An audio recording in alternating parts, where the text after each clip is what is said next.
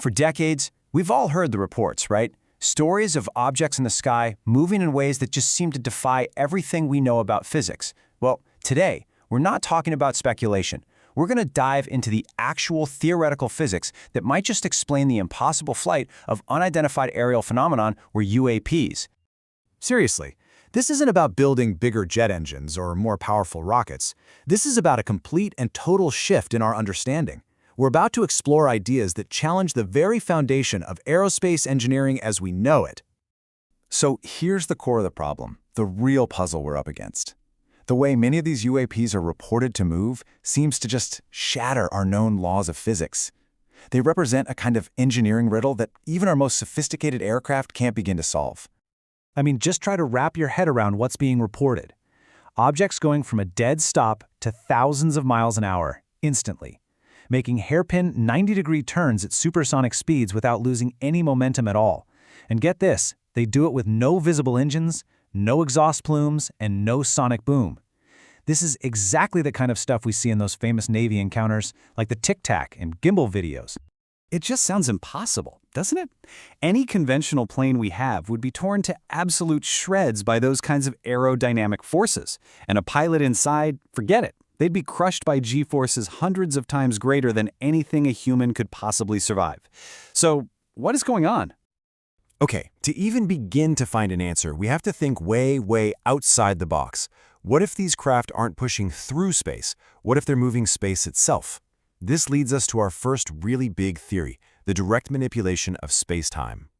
And that wild idea brings us to something called the Alcubierre drive. Now, it's super theoretical, but it's actually mathematically plausible. The best way to picture it is like surfing. You're not paddling your surfboard through the water, you're letting the wave of water itself carry you forward. The surfboard, or in this case, the spacecraft, is just along for the ride. So, how would it even work? Well, a device on the craft would generate a field that creates a warp bubble. It would literally squeeze space-time in front of the ship and stretch it out behind. This creates a kind of wave, a distortion, that the bubble then rides forward. And here is the absolute key. The craft inside the bubble isn't actually accelerating. It's just sitting there, stationary in its own little patch of space-time, which means no inertia and no g-forces. The difference here is just fundamental. Conventional travel is all about brute force, pushing against the universe. Space-time travel would be this elegant dance, a manipulation of the universe's fabric. One is bound by the laws of motion, the other just sidesteps them completely, and could even, theoretically, allow for faster-than-light travel. Okay, warping the entire cosmos is a massive idea, but what if the solution is a bit smaller, more localized?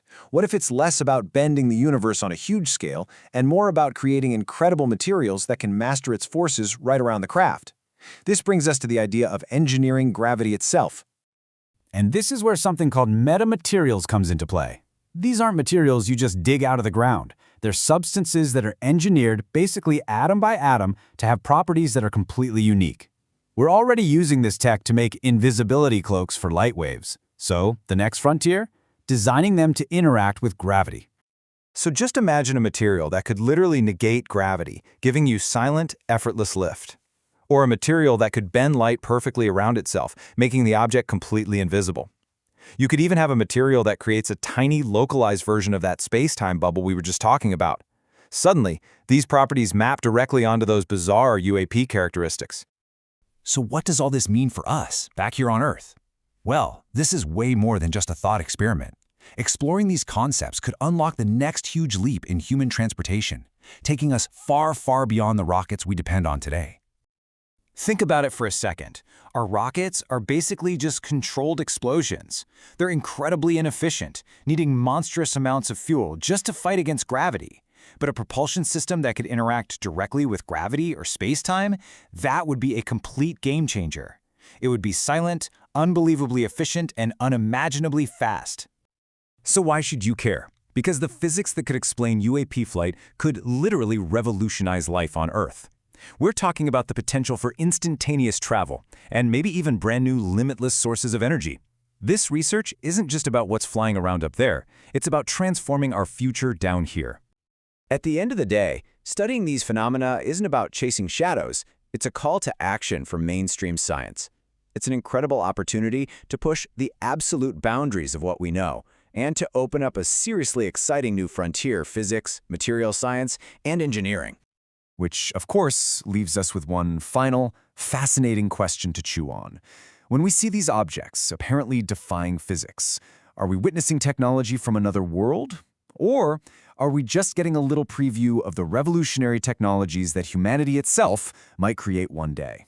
The answer, whatever it turns out to be, is going to change everything.